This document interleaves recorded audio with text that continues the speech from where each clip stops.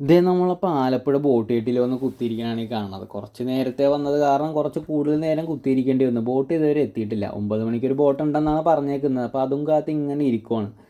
അപ്പോൾ കൺമണിക്ക് വീട്ടിൽ പോകണ കാരണം നേരത്തെ വരുന്ന ഒരേ ബഹളമായിരുന്നു. അത് കാരണമാണ് ഈ കുത്തിയിരിപ്പിൻ്റെ ആവശ്യം വന്നില്ലെങ്കിൽ ഇത് വരില്ലായിരുന്നു. നമുക്കൊരു 5-10 മിനിറ്റ് ഇരുന്ന് കഴിയുമ്പോഴത്തേക്കും ബോട്ട് വരുമായിരുന്നു. ഇതിപ്പോൾ നമ്മൾ ഒരു 3/4 മണിക്കൂർ ഇരിക്കേണ്ടി വന്നു. അങ്ങനെ നേരെ ഞങ്ങൾ കുശലമൊക്കെ പറഞ്ഞിരിക്കുന്നപ്പോഴത്തേക്കും ആൾക്കാർ ഓരോന്നായിട്ട് ബോട്ടിൽ കയറാൻ തുടങ്ങിയിട്ടുണ്ട്. ഏകദേശം ബോട്ട് എടുക്കാനുള്ള ടൈം ആയിട്ടുണ്ട്. നമ്മൾ നേരെ ചെറുകായലിലോട്ടാണ് പോകുന്നത്, കൺമണിയുടെ വീട്ടിലോട്ടാണ്. അപ്പോൾ ആൾ ഭയങ്കര എക്സൈറ്റ്മെൻ്റ് ആണ്. രാത്രി ആയപ്പോഴത്തേക്കും ഉറക്കമില്ല, വീട്ടിൽ പോകണം. അപ്പോൾ കുറച്ചായി വീട്ടിൽ പോയിട്ട്. അങ്ങനെ രാവിലെ എന്നെയും കുത്തി എഴുന്നേൽപ്പിച്ച് ഞങ്ങൾ ഈ വന്ന വരവാണ് ഈ കാണുന്നത്. അങ്ങനെ ബോട്ടിലെ യാത്ര ഒരു സൂപ്പർ അനുഭവമാണ്. നല്ല തണുത്ത കാറ്റും വെയിലും ഉണ്ട്, എന്നാൽ ചൂടുമില്ല, അങ്ങനത്തെയൊക്കെ ഒരു ഇതാണ്. ബസ്സിൽ പോകണ പോലെ കുലുക്കയില്ല, നല്ല കംഫർട്ടായിട്ട് നമുക്ക് സൂപ്പറായിട്ട് പോകാം. അങ്ങനെ നമ്മൾ ചെറുകായൽ ജെട്ടിയിലെത്തിയിട്ടുണ്ട്. ഇവിടെ നിന്നാണ് നമ്മുടെ പരിപാടി നടക്കുന്നത്. അവിടെ ജങ്കാറ് നടക്കുന്നുണ്ട്. ആ ജങ്കാറിലാണ് നമ്മുടെ കുട്ടിയുടെ പരിപാടികൾ. നമ്മളൊരു 28 ഉണ്ട് നമ്മുടെ ചങ്കിൻ്റെ കുട്ടിയുടെ. അപ്പോൾ അതിന് വേണ്ടിയിട്ടാണ് നമ്മൾ വന്നേക്കുന്നത്. അപ്പോൾ വഴിയിൽ വെച്ച് തന്നെ എൻ്റെ വീഡിയോ കണ്ട് ഓടിയാണ്. ഞാൻ എല്ലാവരും പിടിച്ച് ഷോർട്സ് എടുത്ത് അങ്ങനെ ഇടുകയാണെന്നൊക്കെ പറഞ്ഞ് എല്ലാവരും ഭയങ്കര ബഹളമാണ്. അപ്പോൾ നമ്മൾ നേരെ വീട്ടിലെത്തി റെഡിയാവുകയാണ്. കൺമണി ആദ്യം തന്നെ റെഡിയായി, ഓടിച്ചാടി കുളിച്ച് സെറ്റായി സുന്ദരിക്കുട്ടിയായിട്ട് പരിപാടിക്കുള്ള പ്ലാനിങ്ങിലാണ്.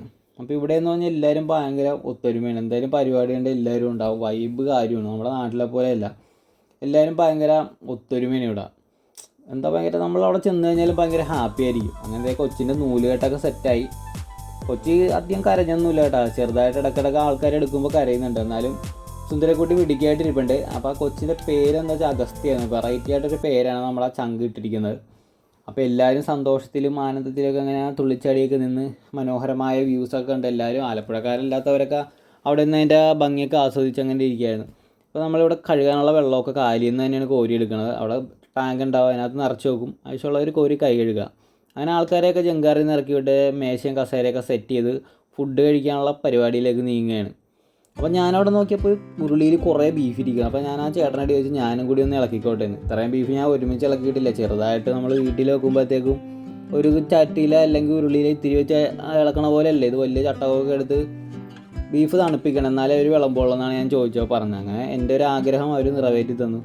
അങ്ങനെ എന്നോട് സംസാരിച്ച് വീട് എവിടെ എന്നൊക്കെ ചോദിച്ചപ്പോൾ ഞാൻ കാര്യങ്ങളൊക്കെ പറഞ്ഞപ്പോൾ ആ ചേട്ടൻ പറഞ്ഞ തങ്കച്ചൻ്റെ മരുമോനാണെന്നൊക്കെ പറഞ്ഞു. അപ്പോൾ അങ്ങനെ ഞങ്ങൾ സംസാരിച്ച് എൻ്റെ ആഗ്രഹമൊക്കെ തീർത്ത് നോക്കിയപ്പോൾ കൺമണിനെയും ടീംസിനെയും കാണാനില്ല. നോക്കിയപ്പോൾ ജെട്ടിയിൽ കാറ്റ് കൊള്ളാൻ വന്നിരിക്കുകയാണ്. കാറ്റ് നല്ല തണുത്ത കാറ്റാണ്. അപ്പോൾ എല്ലാവരും ഇവിടെ നിന്ന് ഇങ്ങനെ മാറാണ്ടിരിക്കുക, നല്ല വെയിലും ഉണ്ടേ. അപ്പോൾ ഫുഡ് കഴിയുടെ കാര്യങ്ങളൊക്കെ കഴിഞ്ഞ് നമ്മളങ്ങനെ വീട്ടിലോട്ട് പോവുകയാണ്.